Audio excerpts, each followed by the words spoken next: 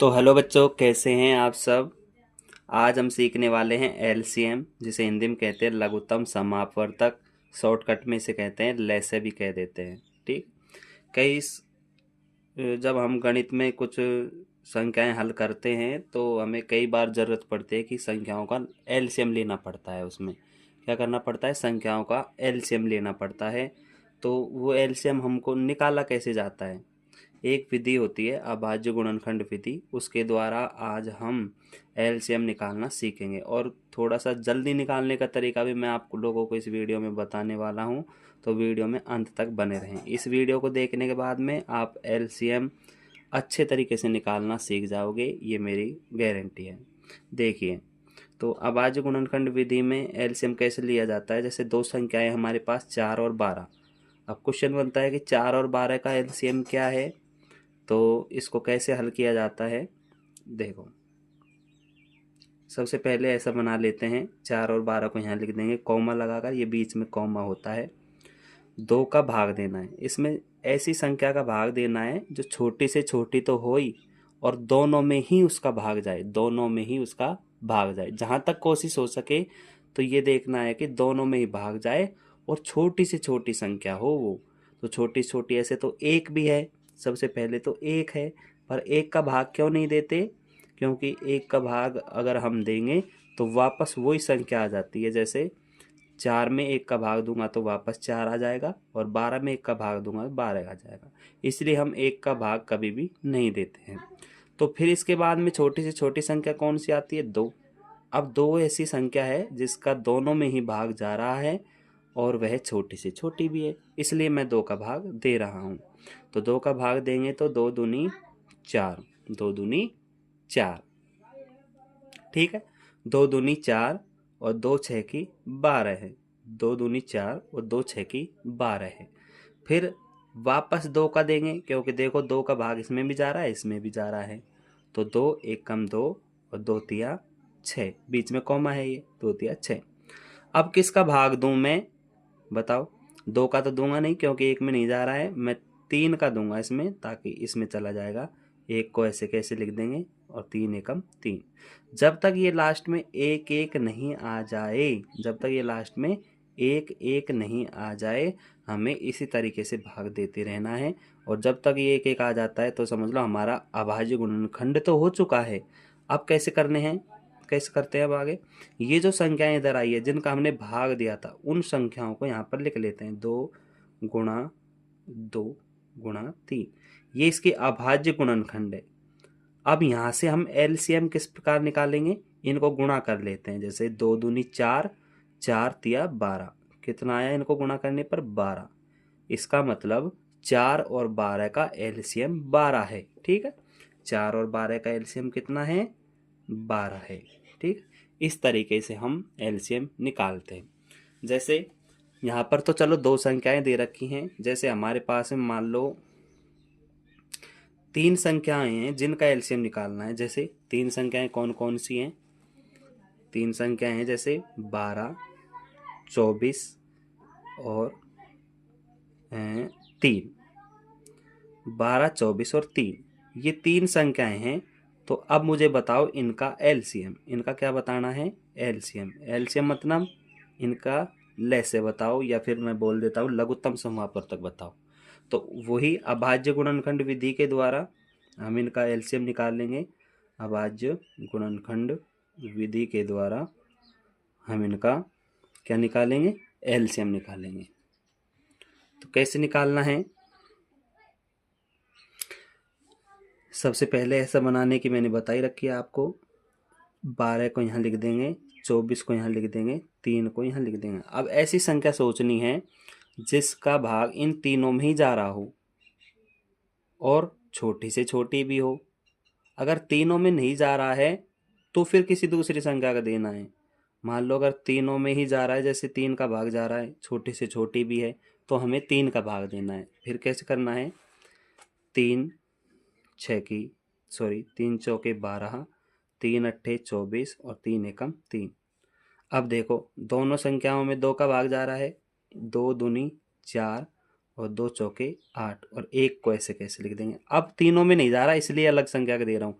अब इन दोनों में जाने वाली संख्या सोचिए मैंने यहाँ पर। अब इन दोनों में जाने वाली संख्या 2 है, तो 2 एकम 2, 2 दूनी 4, 1। ये 1 आ गया, ये 1 आ गया, इसका मतलब ये तो हल हो गया है। अब इसे भी हल करना है, बीच वाले को 2 एकम 2 का भाग दे दो। अब लास्ट में 1 1 आ गया, मैंने बोला था जब लास्ट में 1 1 आ जाए तो इसका मतलब समझ लो अब यहाँ तक ही करना है, आगे होगा भी नहीं ये। तो किस तरीके से करना है, इनको देखो गुणा कर लेते हैं। 3 गुणा 2 गुणा 2 गुणा 2, गुणा कर लिया। अब 2 2 से गुणा कर लो, 3 दूनी 6 हो गया, ये 2 दूनी 4 हो गया। ऐसे गुणा करने पर आपका भी कन्फ्यूजन नहीं होगी। 6 चौके 24, तो ये हमारा एलसीएम आ गया 12 24। 3 का एलसीएम क्या है, 24। मतलब 24 वह छोटी से छोटी संख्या है जो 12 से भी कट जाएगी, 24 से भी कट जाएगी, 3 से भी कट जाती है ये हमेशा। इसी तरीके से इसमें देखो 4 और 12 का एलसीएम 12 है, इसका मतलब यह 4 से भी कट जाएगी और 12 से भी कटने वाली छोटी से छोटी संख्या है यह। ठीक है, तो इस तरीके से हमें एलसीएम निकालना होता है। तो आइए कुछ बड़ी संख्याओं में सीखते हैं।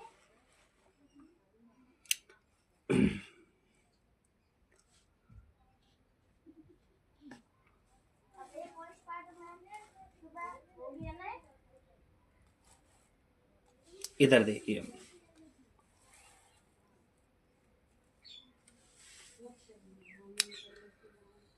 अब जैसे एक संख्या है 36, एक है 32 और एक है 18 ले लेता हूँ। तो इस संख्या का हमें एलसीएम निकालो, मैंने बोला इसका एलसीएम निकालो। तो किस तरीके से, वही अब बाह्य गुणनखंड विधि से किस प्रकार निकालेंगे एलसीएम। एलसीएम मतलब लेस है। सबसे पहले ऐसे बना लिया मैंने, 36 और 32 और 18 को सेम ऐसे कैसे लिख दिया।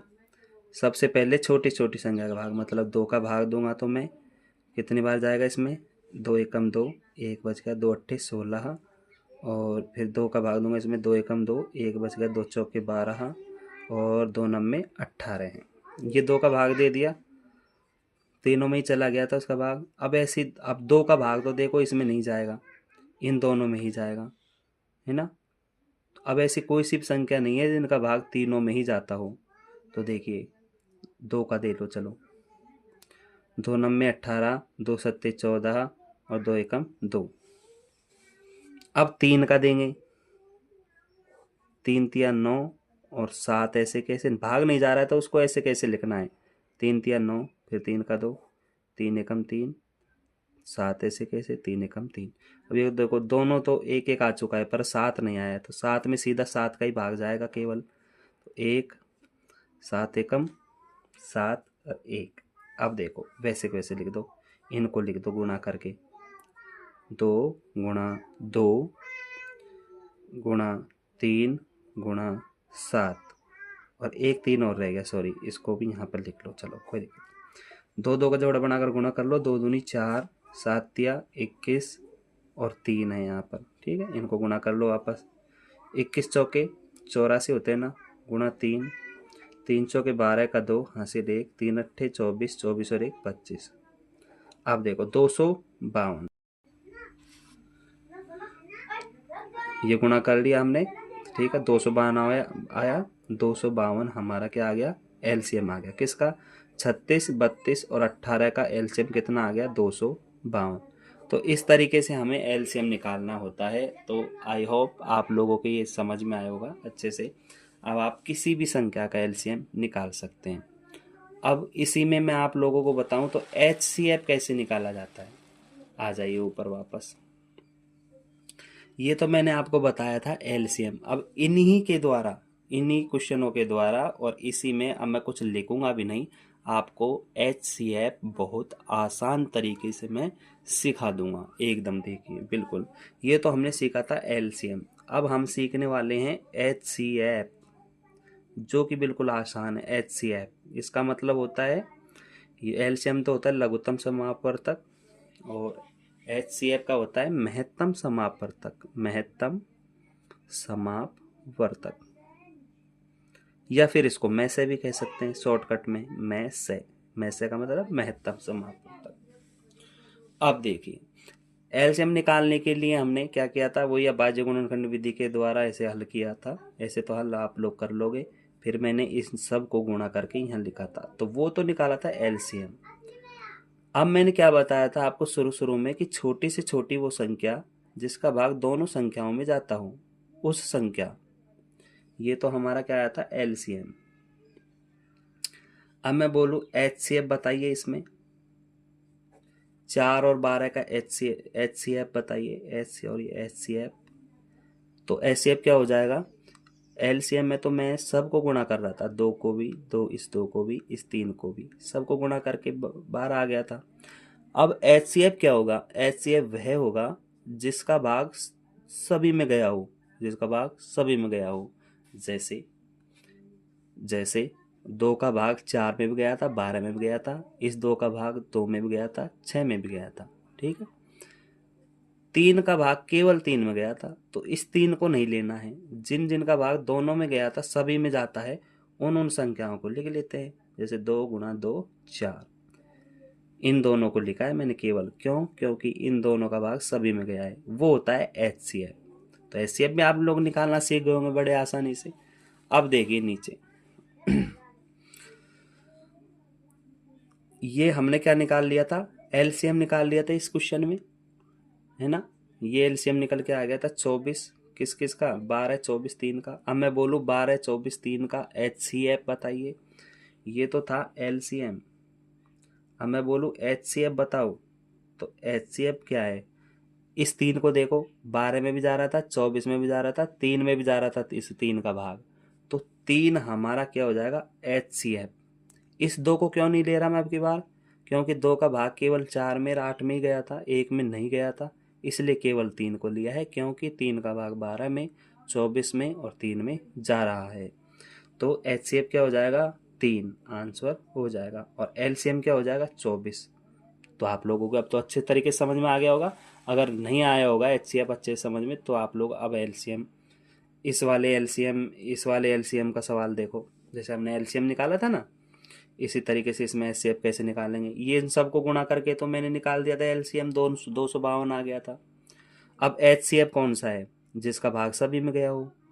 एचसीएफ बराबर वो संख्याएं लो जिसका भाग सभी में गया हो। देखो 36 में भी गया है 2 का भाग, 32 में भी गया है, 18 में भी गया है, तो 2 को तो लिख ही लो। नीचे चलो, इस 2 का भाग 18 में गया है, 14 में गया है, 9 में नहीं गया है, तो केवल इसी 2 को रखना है, गुणा नहीं लगाना आके। एचसीएफ कितना हो जाएगा 2, 36 32 18 का एचसीएफ कितना हो जाएगा 2। ठीक है, तो आई होप बच्चों आपके ये वीडियो बहुत ही काम आई होगी। आप लोग कुछ सीखे होंगे इसमें, आपने एलसीएम निकालना सीखा, एचसीएफ निकालना सीखा। अगर अभी भी आपको कुछ मतलब दिक्कत आ रही हो एलसीएम और एचसीएफ निकालने में, तो एक बार आपसे निवेदन है कि इस वीडियो को दोबारा एक बार और देख लो, तो मेरी गारंटी है आपको 100% एलसीएम और एचसीएफ अच्छे से निकालना आ जाएगा। एक बार थोड़ा मन से, एक बार वीडियो को पूरा स्किप नहीं करें, दोबारा से एक बार देख लें वीडियो को, तो आप लोगों को अच्छे से समझ में आ जाएगा। तो बच्चों आपसे यही निवेदन है कि आप वीडियो को लाइक करें, कमेंट करें और सब्सक्राइब करना बिल्कुल ना भूलें। तो थैंक यू बच्चों, सपोर्ट बनाए रखें अपना। Very good, thank you.